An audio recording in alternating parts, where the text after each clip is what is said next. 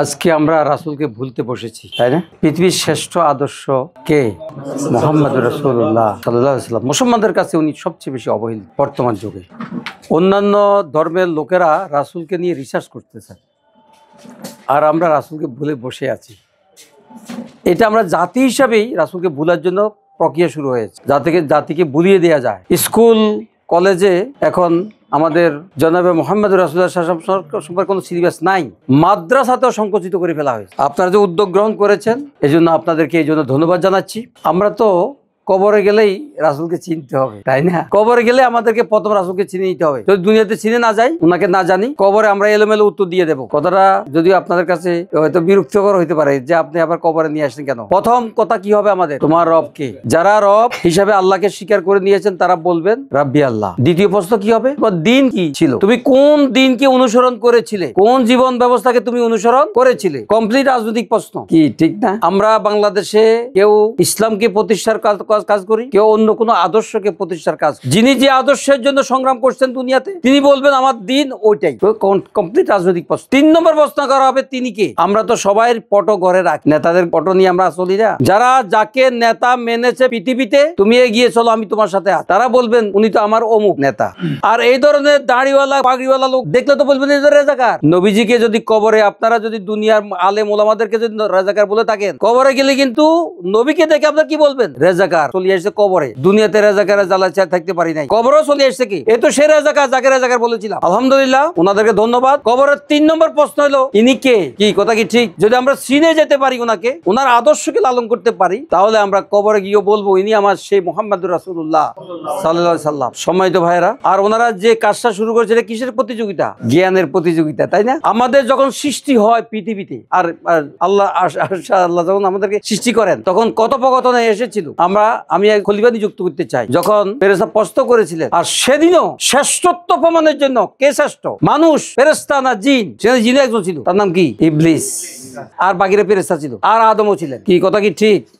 সেদিন শ্রেষ্ঠ কে? এটাও সেদিন প্রতিযোগিতা হয়েছে কিসের মাধ্যমে? জ্ঞানের মাধ্যমে। ওই দিন আল্লাহ রাব্বুল আলামিন জ্ঞানের একটা প্রতিযোগিতা দিয়েছিলেন। ফেরেশতাদেরকে বললেন তোমরা এই সব কিছু নাম বলে দাও, তারা বলতে পারে নাই। আমাদের বাবা আদম আলাইহিস সালামকে বললেন তুমি এই সব কিছু নাম বলে দাও, তিনি বলে দিলেন জ্ঞানের শ্রেষ্ঠ কে হলেন? আদম আলাইহিস সালাম। তখন আনুগত্যের সেজদা দিতে বলেছিলেন আদম আলাইহিস সালামকে। তাহলে জ্ঞান যার বেশি হবে সেই হবে শ্রেষ্ঠ। আমি আরেকটা কথা বলি, নবীজি যখন ধ্যানে ছিলেন পৃথিবীকে কিভাবে সাজানো যায়, পৃথিবীর এই দুরবস্থা কিভাবে দূর করা যায়, পৃথিবীর এই অন্ধকার কিভাবে দূরীভূত করা যায়, ধ্যান করতেছিলেন কিভাবে তার পরিবর্তন করা যায়, আইয়ামে জাহিলিয়াতকে কিভাবে আলোকিত সমাজে রূপান্তরিত করা যায়। উনি এটা সংগঠনও করেছিলেন। ওই সংগঠনের সাথে ইসলামী আদর্শ ছিল না, ফেল করেছেন উনি। কথা কি ঠিক? উনার মতো এত যোগ্য লোক ফেল করেছেন। ওই হিলপুল পুজুল দিয়ে উনি দুনিয়ার মানুষকে শান্তি দিতে পারেন নাই। উনি ধ্যান করতেছিলেন কি করে মানুষকে মুক্তি দেয়া যায়। এমন সময় ওহী আসলো, সেটাও কি? পড়ুন। উনি কি বললেন? আমি পড়তে জানি না। আবার বললেন পড়ুন, উনি বললেন আমি পড়তে জানি না। আবার বললেন পড়ুন, উনি বললেন আমি পড়তে জানি না। আমার সাথে পড়ুন। পড়া থেকে মুক্ত হওয়ার কোনো সুযোগ নাই।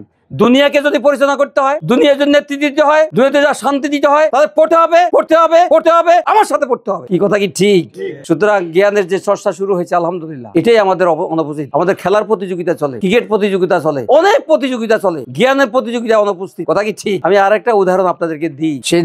সেদিন যে 5টা আয়াত নাযিল হয়েছে, দ্বিতীয় আয়াতটা ছিল আপনার পরিচয় কি? আপনার পরিচয়, আপনি কত তুচ্ছ থেকে তুচ্ছতর। আর বাকি 4টা আয়াত হলো জ্ঞান। বা 4টি আয়াতে কিসের বক্তব্য? জ্ঞান। আল্লাহর নবীর কাছে প্রথম যে 5টা এসেছে আয়াত, একটা ব্যতীত কাকে জ্ঞান দেওয়া হচ্ছে তার পরিচয়, আর বাকি 4টাই হলো জ্ঞান সংক্রান্ত, পড়ালেখা সংক্রান্ত। কলম দিয়ে আমি জ্ঞান দান বিতরণ করি। আরেকটা কথা আপনাদেরকে বলি, হযরত সুলাইমান আলাইহিস সালাম, আল্লাহ রাব্বুল আলামিন ওনাকে সিলেকশন করে 2টা জিনিস দেবেন, ওনাকে 2টার একটা দিবেন। সিলেকশন করেছেন কয়টা? 2টা। উনি যেটা পছন্দ করেন, যেটা গ্রহণ করেন, সেটা ওনাকে দেওয়া হবে। জিবরাইল আসে হাজির, বললেন আপনার জন্য 2টা জিনিস সিলেকশন করা হয়েছে, আপনি যেটা গ্রহণ করেন ওটা আপনাকে দেয়া হবে। কি? একটা হলো জ্ঞান, আর একটা হলো ক্ষমতা। উনি বলে আমার জ্ঞান প্রয়োজন, আল্লাহকে বলুন আমাকে জ্ঞান দান করার জন্য। জিবরাইল আলাইহিস সালাম ওনার কাছে আল্লাহর কাছে মেসেজ দিয়ে গেলেন। উনি বললেন না, এবার হুট করে জবাব না দিয়ে তাকে জ্ঞানের পরিধি বলে দাও। এই জ্ঞানের ভলিউম এমন, আর ক্ষমতার ভলিউমটা এরকম। জ্ঞানের ভলিউম কিরকম? পিঁপড়ে যে কথাবার্তা বলে তাও সে এই ভাষাও জানবে, পাখিরা যে কথা বলে তার ভাষাও জানবে, পুরো জগতের ভাষা সে জানবে। কারো পক্ষে আয়ত্ত করা সম্ভব? এত বিশাল জ্ঞান। আর ক্ষমতা, ওনার নির্দেশে পশু পাখি জিন পরি সব ওনার কথা শুনবে, ওনার নির্দেশ মানতে হবে। ক্ষমতা এমন। এই পরিধি যখন বললেন, আয়তনটা বললেন, উনি বললেন আমি বুঝে শুনে জবাব দিয়েছিলাম, আমার জ্ঞান প্রয়োজন। আল্লাহ রাব্বুল আলামিন জবাব শুনে বললেন আমার বান্দা যে সঠিক জিনিসটা সিলেকশন করতে পেরেছে, এই জন্য আমি তার উপর খুশি হয়ে দুজে দিয়ে দিলাম। সুতরাং জ্ঞান অর্জন এটা এমন এক জিনিস, আপনি যত বিতরণ করবেন, যত দান করবেন, তত বাড়তেই থাকবে। আসুন আমরা নিজেরা জ্ঞানী হই। এই সমাজের মধ্যে কি অমানুষের সংখ্যা বেশি না মানুষের সংখ্যা বেশি? একজন বলছেন মানুষ আর সবাই বলছে অমানুষ। আলহামদুলিল্লাহ, এই সবাই কথাটাই সঠিক, অমানুষের সংখ্যাই বেশি। কথা কি ঠিক? আর কি বাড়ানো দরকার? অমানুষকে আরো বাড়ানো দরকার। ইনশাল্লাহ আমরা সিদ্ধান্ত নিয়েছি এদেশে আর অমানুষ বাড়াবো না। আপনারা লক্ষ্য করেছেন ইউনিভার্সিটিগুলোতে এখন মানুষ তৈরির জায়গায় এসে সকল ছাত্রছাত্রীরা মানুষকে সমর্থন দিচ্ছে, অমানুষকে না বলতেছে সকল ইউনিভার্সিটিতে। এটা কি বাংলাদেশের জন্য কি একটা সংকেত কিনা? একটা ভালো সংকেত না খারাপ সংকেত? এই যে 4টা 5টা ইউনিভার্সিটিতে নির্বাচন হয়েছে, বিপুল ভোটে ইসলামের লোকেরা ছাত্র শিবির বিজয় লাভ করছে, বিপুল ভোটে। এরাই তো আগামী দিনে ভবিষ্যৎ, এ দেশের কর্ণধার হবে। তাহলে অমানুষের সংখ্যা বাড়বে না মানুষের সংখ্যা বাড়বে? মানুষের সংখ্যা বাড়বে ইনশাল্লাহ। মানুষের সংখ্যা বাড়াইতে হলে আমাকে আপনাকে অবশ্যই রাসূলের আদর্শে আসতে হবে। ওনারা যে উদ্যোগটা গ্রহণ করেছেন ওই দিকে যেতে হবে আমাদের। পারবো ইনশাল্লাহ। তো মানুষ হওয়ার জন্য দুটো জিনিস লাগবে, এক আল্লাহ এবং তার রাসূলের আদর্শ ইসলাম। কি ঠিক আছে?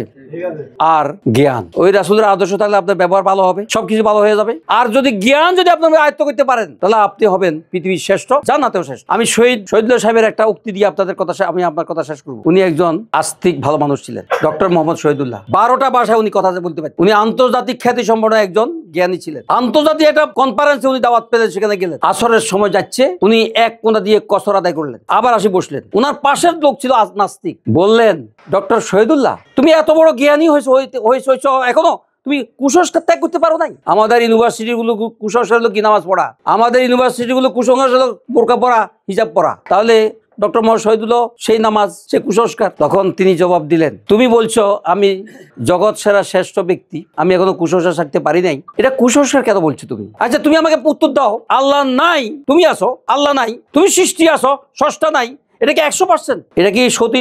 এটা কি সত্য কথা? এটা কি সত্য 100% সত্য? না 100% বলতে পারতেছি না। স্রষ্টা নাই এই কথা 100% বলতে পারছি না। থাকতেও পারে, নাও থাকতে পারে, এটা থাকো, একটুক থাকো। আমিও বলি না 100% আল্লাহ আছে, আমি তো তোমাকে ডকুমেন্ট দিতে পারতেছি না। তবে এটা তো সত্য, কোন সৃষ্টি নাই স্রষ্টা ছাড়া। এই মাইকটা কি স্রষ্টা আছে না নাই? এই বোতলটা কি স্রষ্টা আছে না নাই? এখন ধরো আমি দেখছি না, নাই, অর্ধেক 50% আছে, 50% নাই। আমি যে কখনো বিপদে পড়ি তখন আমি স্রষ্টা আছে বিদায় আমি আল্লাহর উপর ধৈর্য ধারণ করি, তাওয়াক্কুল করি। তখন আমি, তুমি যত বিপদে পড়লে অসহায় হয়ে যাও, আমি ততটুকু অসহায় হই না, আমি তখন আল্লাহর উপর আস্থাশীল থাকি। আচ্ছা তুমি বলো আল্লাহ নাই, আমি মরে গেলাম, কয়েকদিন কুসংস্কার, নামাজ পড়লাম, রোজা রাখলাম, সত্য কথা বললাম, ভালো কাজ করলাম, এগুলো বিঠা আমার কোনো কাজে আসবে না, কোনো ক্ষতিও তো হবে না, কোনো ক্ষতি হবে না। ধরো আল্লাহ আছে, তখন তোমার কি হবে? ধরো 50% তো নাই, 50% আছে, তো আছে যদি হয়, অর্ধেক তো আছে, তো থাকে। তুমি যে নামাজ পড়লে না, তুমি যে রোজা রাখলে না, আল্লাহকে মানলে না, তোমার মধ্যে বিপদ আসবে, সেই বিপদে তুমি কোথায় যাবে? এটা কাবার কিভাবে দিবা? তুমি যে বলছো দুনিয়াতে আমি শ্রেষ্ঠ, এখন কুসংস্কার ছাড়তে পারি নাই, আমি ওই আশায় দুনিয়াতে শ্রেষ্ঠ, আখিরাতেও শ্রেষ্ঠ একজন হইতে চাই। কি আমার কথা আপনারা বুঝতে পেরেছেন? আমরা কি আল্লাহ নবীর আদর্শকে লালন করে আখিরাতেও আমরা শ্রেষ্ঠ হয়ে থাকতে চাই? দুনিয়াতে আজকে এখানে 20 জনকে পুরস্কার দেওয়া হচ্ছে, শ্রেষ্ঠত্বের পুরস্কার, তাই না? এই দুনিয়াতে শ্রেষ্ঠত্বের পুরস্কার উত্তম না আখিরাতের শ্রেষ্ঠত্বের পুরস্কার জান্নাত উত্তম? আমার কথা কি আপনারা বুঝতে পেরেছেন? আসুন আমরা প্রতিযোগিতা করি, ভালো ছাত্র হই, ভালো ছাত্রী হই, দুনিয়াতে আমরা মানুষের মতো মানুষ হই, আখিরাতেও আমরা যেন শ্রেষ্ঠত্ব অর্জন করতে পারি। সেখানেও যেন এরকম একটা পুরস্কার ব্যবস্থা আমার জন্য আল্লাহ রাব্বুল আলামিন জান্নাতে করতে পারেন, আশা করতে পারি। আমরা যদি রাসূলকে নিয়ে যদি ভাবনা করি, রাসূলকে নিয়ে যদি আমরা চিন্তা করি, রাসূলের আদর্শ নিয়ে আমরা যদি ভাবনা করি, সে আদর্শকে অনুসরণ করি, আমরা দুনিয়াতেও শ্রেষ্ঠ হতে পারবো, আমরা আখিরাতেও শ্রেষ্ঠ হতে পারবো। আমরা দুনিয়াতেও বড় আলেম হতে পারবো, আমরা আখিরাতেও যা পাবো। আমরা দুনিয়াতেও বড় পুরস্কার পেতে পারবো শ্রেষ্ঠ হয়ে, আখিরাতেও আমরা পুরস্কার পাবো জান্নাতে ইনশাআল্লাহ। আল্লাহ আমাদের সবাইকে দুনিয়া এবং আখিরাত দুটাই জয় করার তৌফিক দান করুন। আসসালামু আলাইকুম ওয়া রাহমাতুল্লাহ।